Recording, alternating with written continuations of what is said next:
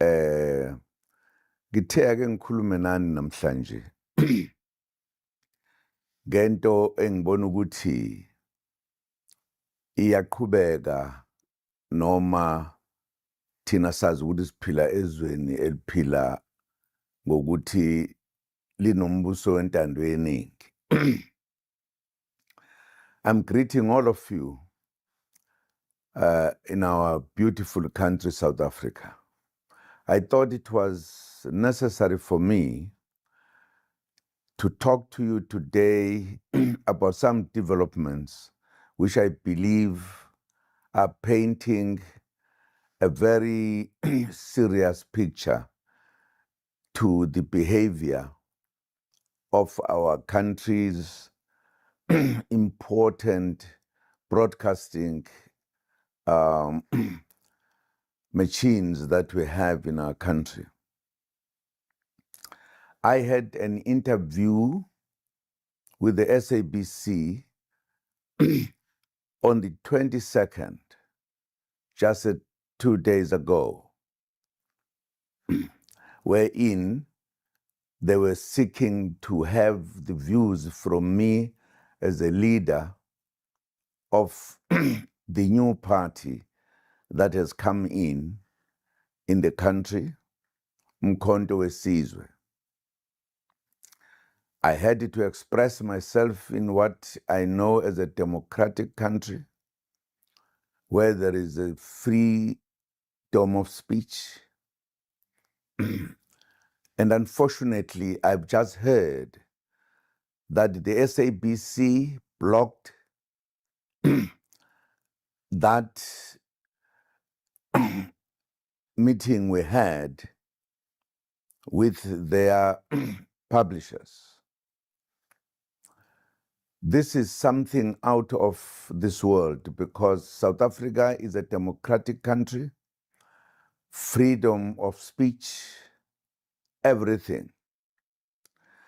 But they have decided they cannot broadcast what Jacob Zuma has said. And I think I'm the only one so far that is being blocked by big broadcasting stations. I don't understand what is happening. I last heard this during the days, very hard days of apartheid, where many people were not allowed to speak. They were actually burned, not to say anything, not their views politically in particular. This is surprising. Where is South Africa going? What is happening to our country? Why there are individuals whose views are not allowed to be known by the country, whilst others speak at any given time, whatever they want. This is shocking. This is in keeping with the behavior of our legal experts in the manner in which they do make decisions that are very surprising. And as I have been speaking in few days with few stations, I realize that there is an uncomfortable feeling among other people. Why? Why shouldn't I express my views? Why shouldn't I tell the truth that I know? There is something shocking that South Africa is pulling back to apartheid methods and behavior. The whole SABC says Zuma must not be heard in South Africa. Where must I be heard? This is my country. I belong here. This is surprising. But it is even more shocking that not only the SABC, But the ENCA has done exactly the same. On the interview I heard at Nkandla yesterday, which was the 23rd. Again, they blocked what I had given to the colleagues who were talking to me and asking me questions. Are we going back to apartheid country? What is happening in the country? The reason why I felt I should say something, because if it was just one kind of broadcasting station, I would have said maybe there was a mistake somewhere. But it is clear that all these big stations have come together to say Zuma must not be allowed to speak. Why? When we are getting into the elections, when we are supposed to express our views to the population of this country, when all political people are talking, are saying everything they want to say, and they are allowed to be heard. Why is Zuma not allowed to be heard on his views?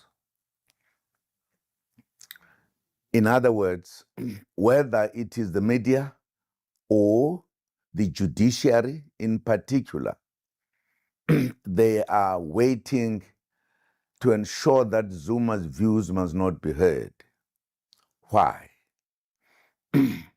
This reminds me of the days I joined the struggle, because there was such apartheid kind of decisions and behavior that many of us were not allowed to speak, not even allowed to vote.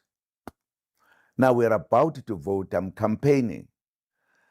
Now people are almost exercising the apartheid time, that people like Zumas are not allowed to be the president of the country. Why? What has he done? This is continuing in our own country. I wanted the people of this country to know that we seem to be getting back to apartheid behavior. We seem not to be indeed appreciating that we have a free country where people must express themselves freely, and the institutions that broadcast have the obligation to do so, not to stop others whilst giving even more time and everything to others. South Africa seems to be moving to a very serious situation. The problem is that if people stand up and say what we are doing, and because they've got no power to protest and do everything, they are going to be said, these are the people who are not respecting the country. But those who are actually having all the power to speak, to do everything, are given that one. I also heard that, in fact, the instructions came from the top. Why is this interference? I believe that as a country, we cannot keep quiet. And that's why I've decided to speak on this matter. I disagree with it.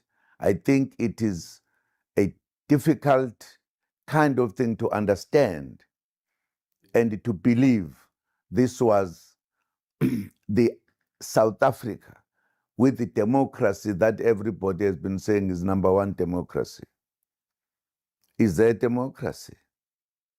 Is there a democracy that if you form a party and you do so because you are saying we are not happy about how the country is going, you want to put a better kind of South Africa, and you are being punished on the law that talks about if you have taken 2 terms, you are not allowed to come back to be the president.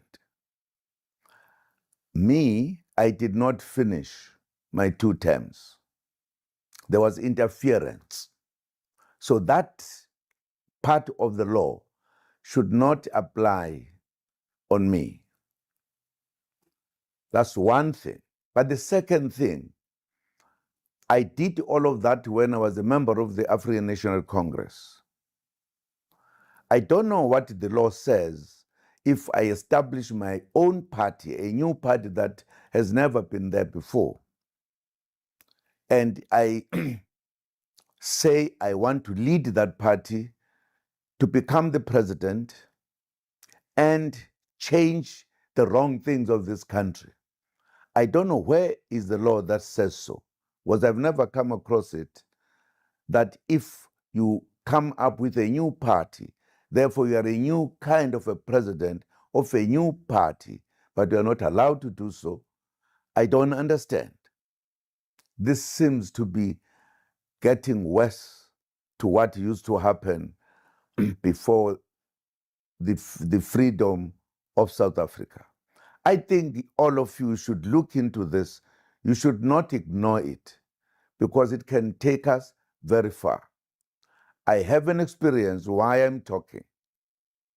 An experience that I went to prison when I have never had a trial. It has never happened in our country. It was a first. Precisely because I disagreed with what was being done by those who were given an opportunity to take decisions about things here, particularly from the legal system. They were angry, the judges took me to prison. I served 15 months.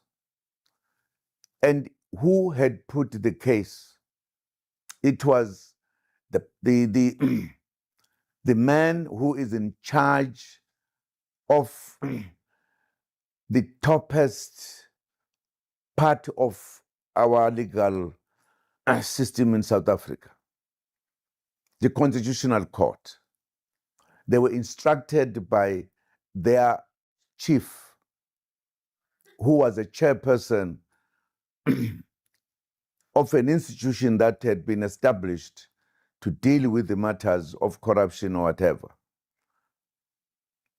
I said I would not allow him to ask me questions, because he would not be good for that, because he would feel uncomfortable when we talk, me and him.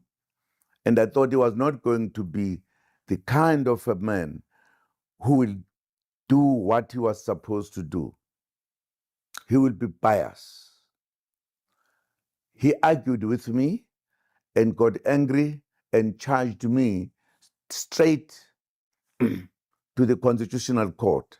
Instead of correcting him, they went on. They ended up charging me, and I served. I'm even in the apartheid days, that kind of judgment was never heard. We are in trouble. We are going to get into trouble. So please be aware. Do not allow this to happen in our country. We must stop it. I just wanted to convey this to all of you, that we are in trouble. Some of us are in more trouble than others, but it must not be allowed. Thank you very much to hear me for a short while. We are going to talk more about these matters. South Africa is becoming an apartheid country. Choose between others and not others. Thank you very much. This is News Live SA.